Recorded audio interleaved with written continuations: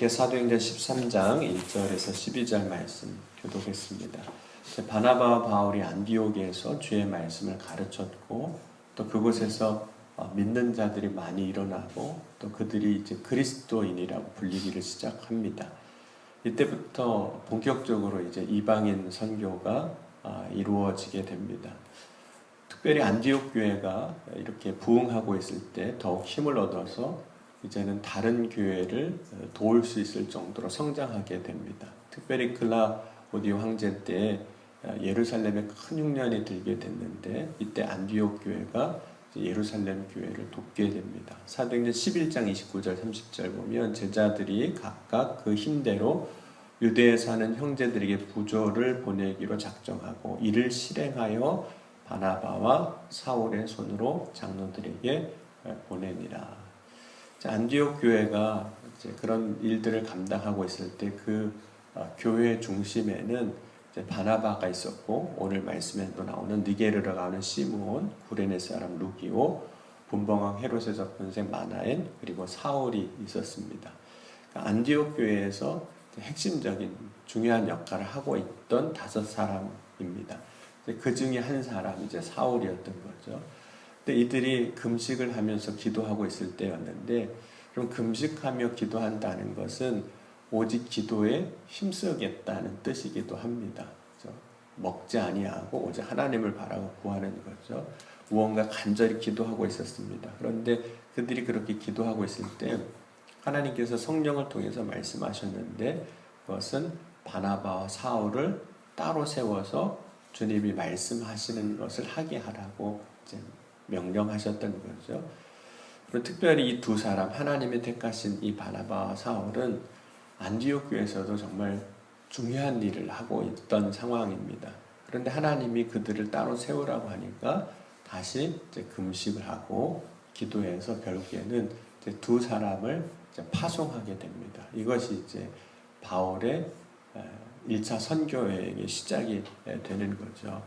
그러면 안디옥 교회에 머물러 있지 않게 하시고 보내시는 겁니다. 왜 바나바와 이 사울을 보내셨던 걸까요? 먼저는 사람이 한 곳에서 성공을 하게 되면, 잘 되게 되면 계속 그곳에 머물고 싶어집니다. 장사를 하더라도 이 아이템이 장사가 잘 되면 계속 그거를 이제 팔고 싶은 거잖아요. 뿐만 아니라 한 곳에 있게 되면 이제 익숙해졌기 때문에 그곳이 편안해서 계속 이제 머물고 싶은 마음도 있습니다. 머무르는 것 자체가 항상 뭐 잘못되거나 문제가 있는 건 아닙니다. 그런데 하나님이 이 믿음의 사람들에게, 특별히 바나바와 사울에게 원하셨던 것은 하나님의 마음, 하나님의 뜻을 이루는 것입니다. 특별히 모든 사람을 구원하시고 구원받게 하시는 하나님의 뜻을 이루기 위해서는 바나바와 사울이 계속해서 안디옥에 머물 수만은 없는 겁니다. 나중에 로마서에서 바울이 이렇게 고백을 합니다. 로마서 10장 13절에서 15절 말씀 보면 누구든지 주의 이름을 부르는 자는 구원을 받으리라. 그런즉 그들이 믿지 아니하는 일을 어찌 부르리요? 듣지 못한 일을 어찌 믿으리요? 전파하는 자가 없이 어찌 들으리요? 보내심을 받지 아니하였으면 어찌 전파하리요? 기록된 바 아름답도다. 좋은 소식을 전하는 자들의 발의함과 같으리라. 계속 한 곳에 안디옥에서만 있으면 안디옥 교회 사람들은 계속 복음을 들을 수 있겠지만, 그래서 믿음의 사람이 될 수 있겠고 구원받는 하나님의 백성이 되겠지만, 다른 지역에 있는 사람은 어찌 복음을 들을 수 있고 믿을 수 있고 구원을 받을 수 있겠느냐는 거죠. 그러므로 누군가가 하나님의 뜻, 모든 사람이 다 구원받기를 원하시는 그 일을 이루기 위해서는 가야만 하는 겁니다. 누군가는 가야 하는 거죠. 그러면 예수님께서 제자들에게 사도행전 1장 8절에 땅끝까지 이르러 내 증인이 되리라 이렇게 말씀하셨거든요. 땅끝까지 가는 사람으로 하나님이 이제 바나바와 사울을 택하시고 그들을 보내신 겁니다. 특별히 사울이 이제 사도행전 9장에 부활하신 주님을 만날 때 아나니아를 통해서 사울이 앞으로 어떤 일을 하게 될지를 말씀하셨거든요.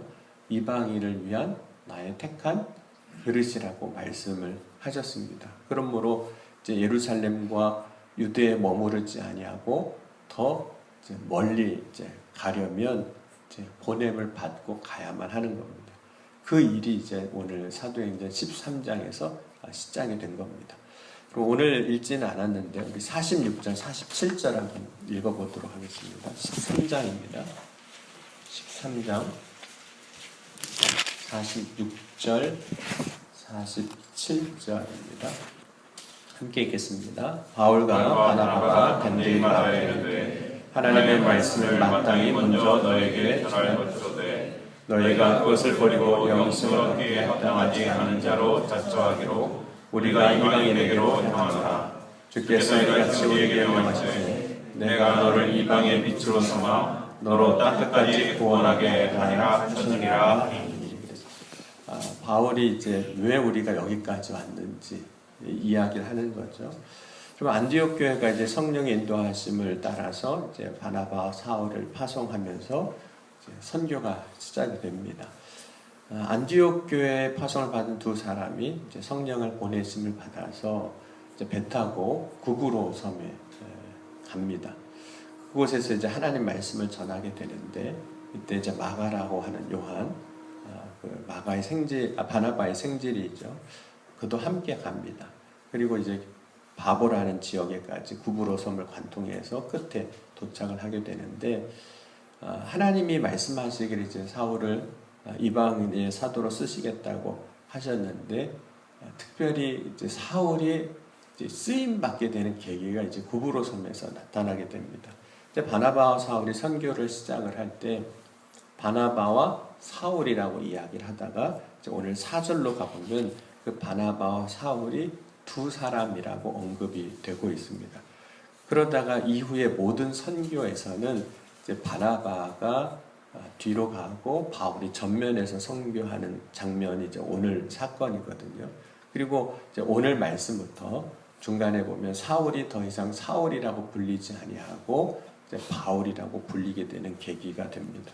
오늘 13장 7절 보면 이렇게 말씀하고 있습니다. 그가 총독 서기오 바울과 함께 있으니 서기오 바울은 지혜 있는 사람이라 바나바와 사울을 불러 하나님의 말씀을 듣고자 하더라. 이렇게 7절에서 말씀하고 있는데 16절을 보면 이제 그 사울, 바나바와 사울이라고 불렸던 그 사울이 16절에 가면 바울이라고 바뀌게 됩니다. 호칭이. 그래서 바울이 일어나 손짓하여 말하되 이스라엘 사람들과 및 하나님을 경외하는 사람들아 들으라. 이제 바울이 이제 구브로 섬에서 살라미에서 바보에 이르렀을 때 바예수라고 하는 사람을 만나게 됩니다. 이 사람은 유대인 거짓 선지자하고 마술사라고도 불리는 사람이에요.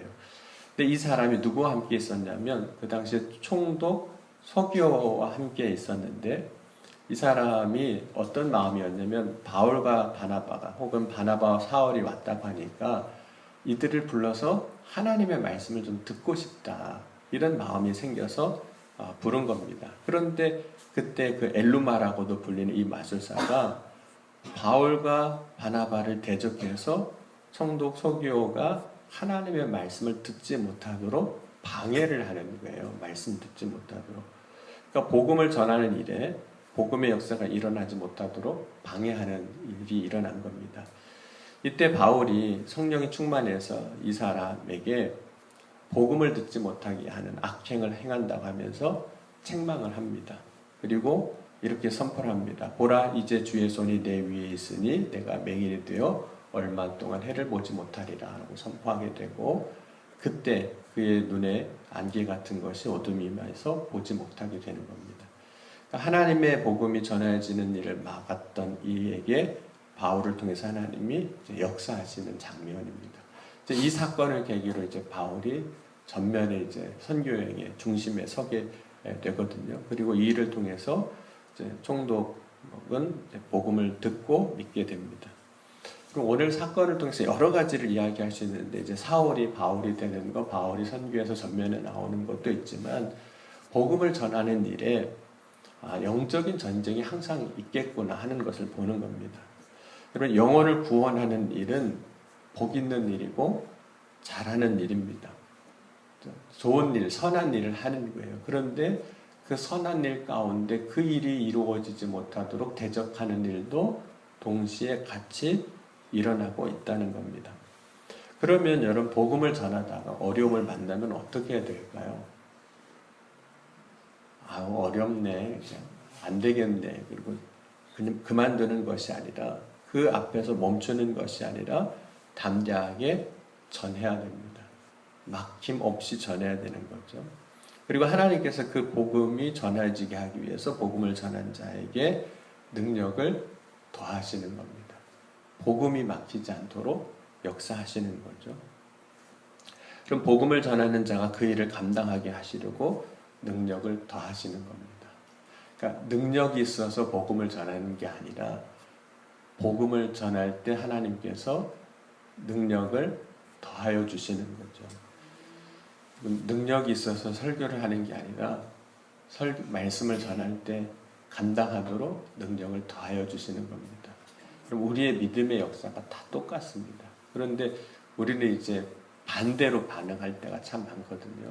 능력이 없어서 못합니다. 근데 그 말이 완전히 틀린 건 아닌데, 능력이 없어서 못하는 건 맞는데 우리가 믿음으로 순종하고 감당하라고 하면 하나님은 그 일이 되게 하시려고 능력을 더하여 주시는 겁니다. 그게 이제 믿음이에요. 그래서 믿음으로 우리가 발걸음을 떼면 그 믿음의 발걸음이 걸어지게 하시기 위해서 하나님은 도우시고 역사하시는 겁니다. 그럼 오늘 이 아침에 저와 여러분이 해야 할 것은 능력이 없어서 못하는 일이 아닙니다. 순종함으로 믿음으로 나아가면 능력을 더하셔서 감당하게 하여 주실 것을 믿고, 저와 여러분의 삶의 자리에서 담대하게 복음을 전하고 또 주신 사명들을 또 맡겨주시고 부탁하신 일들을 감당할 수 있기를 주의 이름으로 간절히 축원합니다. 오늘 말씀을 통해서 이 두 가지를 한번 다시 점검해 보았으면 좋겠습니다. 나의 삶의 자리에서 하나님께서 맡겨주신 사명은 무엇인가? 특별히 그 사명을 감당할 때 막힘이나 어려움이 있을 때 주저하지 아니하고 담대하게 그 일을 감당하는 자가 되게 하옵소서. 하나님이 순종하고 나아가는 자에게 능력을 더해 주실 것을 믿고 오늘도 승리하는 저와 여러분이 될 수 있기를 주의 이름으로 간절히 축원합니다. 기도하시겠습니다. 지금도 살아계시고 역사하신 하나님, 오늘 이 아침에도 우리가 순종함으로 믿음으로 나갈 때 하나님이 이루시고자 하시는 놀라운 역사를 우리를 통해서 이루어 가실 줄 믿습니다. 오늘 사울을 통해서 이 땅에 복음이 전해지게 하시고 구원받게 하셔서 오늘까지 우리가 복음을 듣고 구원받게 하여 주시니 감사합니다. 오늘도 주님께서 맡겨주신 삶의 자리에서 주신 사명들을 감당하게 하시고 그 사명을 통해서 복음이 전해지는 복음의 통로가 되게 하여 주옵소서. 오늘도 사모함으로 주님 앞에 간구하오니 주여 부르짖을 때 응답하시고 역사하여 주옵소서. 이 시간도 주의 성령으로 은혜로 오직 충만하게 하여 주실 것을 믿사오며 사랑이 많으신 우리 주 예수 그리스도의 이름으로 감사하며 간절히 기도하옵나이다. 아멘.